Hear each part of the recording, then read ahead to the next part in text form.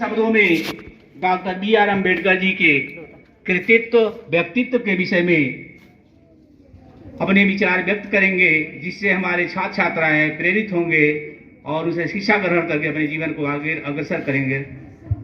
विमल जी। धन्यवाद सर। आप उब गए हैं?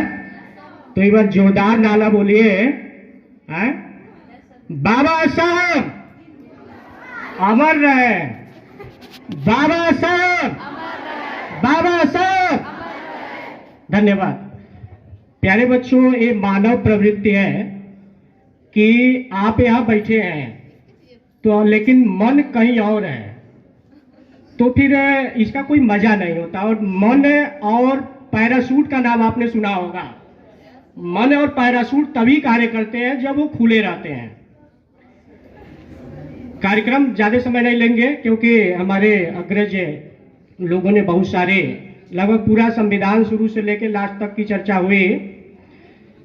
परम सम्माननीय विद्यालय के यशस्वी प्रधानाचार्य महोदय, विद्यालय के अग्रज एवं अनुज, विद्वान शिक्षक मित्र, शिक्षिकाएं, विद्यालय के कर्मचारी तथा मेरे प्यारे भावी भविष्य के कर्णधार मेरे छात्र छात्राओं, प्यारे बच्चों, जन्मदिन आज हम लोग जन्मदिन मना रहे हैं ना?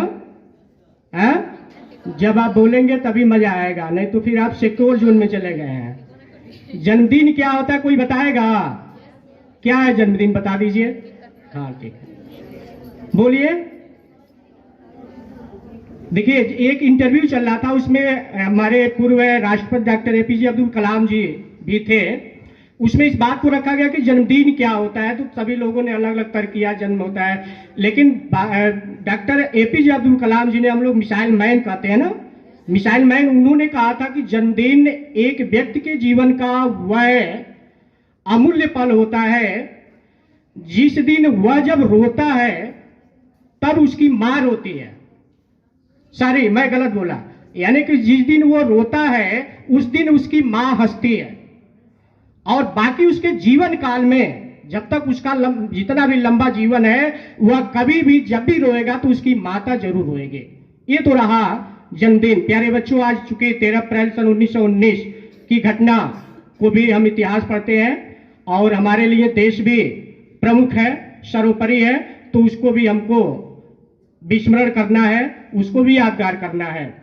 कहा गया है कि वो शख्स हमें सदियों की मिसाल दे गया, वो शख्स हमें सदियों की मिसाल दे गया, संविधान रचा और समता का मसाल दे गया। नींद से उठा था एक फरिश्ता तूफान की तरह, नींद से उठा था एक फरिश्ता तूफान की तरह, और सारी बलाओं को जैसे अपने साथ ले गया, सारी बलाओं को अपने साथ ले गया। प्यारे बच्चों, आज जिस वेशभूषा में, जिस स्थान पे आप बैठे हैं, निश्चित रूप से आप इस परिचय के मोहताज नहीं है कि बाबा साहब डॉक्टर भीमराव अम्बेडकर की एक बहुत बड़ी कुर्बानी। प्यारे बच्चों, मैं आपको बता दूं, बाबा साहब के 4 पुत्र और 1 पुत्रियां थे। गौर से सुनिएगा, 4 पुत्र। जब उनके पुत्र मरते थे, उनको कफन खरीदने के लिए पैसे बाबा साहब डॉक्टर भीमराव अम्बेडकर के पास नहीं थे। आप कल्पना कीजिए, वह विख्यात समाज सुधारक, दर्शन शास्त्री, जो भी डिग्रियां, 16 भाषाओं का ज्ञान जिनको था, जिन्होंने विदेश जाके इतनी लंबी लंबी डिग्रियां हासिल किया, उनके साथ यह समाज, उस समय की जो सामाजिक व्यवस्था थी, उसके साथ किस तरह से व्यवहार करता है, किस तरह का बिहेव किया जाता है। उसको स्कूल कॉलेज में दाखिला नहीं मिलता है, उसको कोई टीचर तैयार नहीं होते हैं कि उसको शिक्षा दे सके। वह किसी भी सार्वजनिक स्थान पे, स्कूल कॉलेज या विद्यालय में उसको पानी पीने का अधिकार नहीं था। आप कल्पना कीजिए कि आपके जीवन में एक थोड़ी सी समस्या आती है, प्यारे बच्चों, आप अपने उद्देश्य से क्या होते हैं, भ्रमित हो जाते हैं। लेकिन वह शख्स कितनी बड़ी कुर्बानी की, अपने 4 बच्चों को निछावर कर दिया। लास्ट में उनके चौथे पुत्र राजनाथ की जब उनकी मृत्यु होती है, उस समय उनके भाई बाबा साहब डॉक्टर भीमराव अम्बेडकर जी के भाई आते हैं, कहते हैं यार तुम्हारा लड़का मरा है, सामने 100 है और तुम कहाँ की तैयारी कर रहे हो।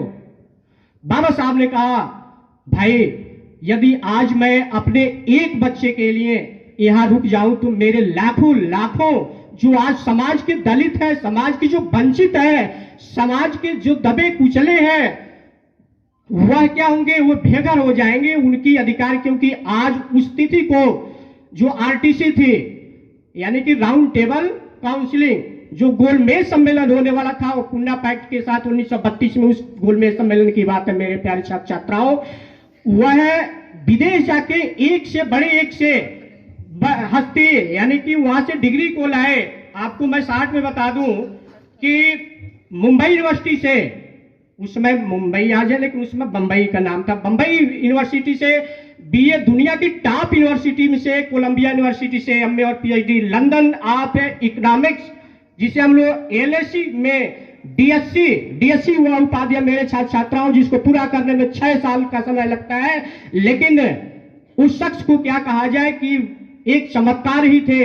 वह डिग्री, वह कोर्स उन्होंने मात्र अपने त्याग और परिश्रम के आधार पर मात्र 2.5 साल में उस डिग्री को हासिल किया, डीएससी, और इसके बाद एमएससी और ग्रेज इनसे बैरिस्टर इन लॉ को वहां से लाते हैं, वो डिग्री को हासिल करते हैं। प्यारे छात्र छात्राओं, बाबा साहब की ही देन है कि आज हम लोग यहाँ जिस रूप में है। आप, हम कहते हैं ना कि हमारा अधिकार है, इस कार्य को करना मेरा राइट है। बाबा साहब ने उस अधिकार को जीवन पर्यंत उसका लाभ नहीं लिए। इतनी बड़ी बड़ी डिग्रियां, उनके भी बाल बच्चे थे, उनकी पत्नी का नाम था माता रमाबाई। आप कल्पना कीजिए, जिसके पिताजी, जिसके पति इतनी बड़ी डिग्री, इतने बड़े विद्वान, इतने बड़े प्रोफेसर, कानून, स्वतंत्र भारत के पहले कानून मंत्री, जिनकी थीसिस के आधार पे 1 अप्रैल 1935 को रिजर्व बैंक, जिसे बैंकों का बैंक कहा जाता है, आरबीआई की स्थापना होती है, उस परिवार के, उनकी बीवी और उनके बच्चों के साथ जो हश्र होता है, तो निश्चित रूप से प्यारे बच्चों, एक निश्चित रूप से आपको इस पे विचार करना चाहिए। जीवन में जहां आप भी अग्रसर हो रहे हैं, आप अपने प्रगति के पथ पे अग्रसर हो रहे हैं, जीवन में जहां भी आपको कुछ संक्रमण काल दिखे, आप एक बार बाबा साहब को याद कीजिएगा, बाबा साहब को पढ़िएगा, निश्चित रूप में आप में हुआ आत्मविश्वास जगेगा। आज आपकी जो संख्या हमारी छात्राएं बैठी है, आप फातिमा शेख को पढ़िएगा, जिन्होंने शिक्षा की अलख जगाई। आप सावित्री बाई फूले को पढ़िएगा, वह सावित्री बाई फूले जिन्होंने महिलाओं को पढ़ने का अधिकार दिया। वह जब पढ़ने जाती थी, पढ़ाने जाती थी, तो रास्ते में लोग उनके ऊपर गोबर और कीचड़ फेंकते थे, बिस्टा तक फेंकते थे। वह महिला कितनी बड़ी त्याग की, जब वह पढ़ने और पढ़ाने जाती थी तो अपने साथ 2 साड़ी लेके जाती थी, एक पहन के जाती थी और एक रख के जाती थी, ताकि ये जो समाज है, जो समाज की जो ताना बाना है, सामाजिक जो व्यवस्था है, वे लोग उनके ऊपर गोबर फेंकते थे, इससे वह उसको ले जाके बदलती थी और उन बच्चों को, उन बच्चियों को शिक्षा देने का कार्य करते थे। और आज क्या है, वे समाज के वे लोग, वे वर्ग के लोग जो उनके ऊपर गोबर फेंकते हैं, आज वही संविधान उन्हीं की दिया हुए हमारे छात्र छात्राएं, हमारे समाज के लोग हैं, आज उनके दिमाग से गोबर निकाल रहे हैं।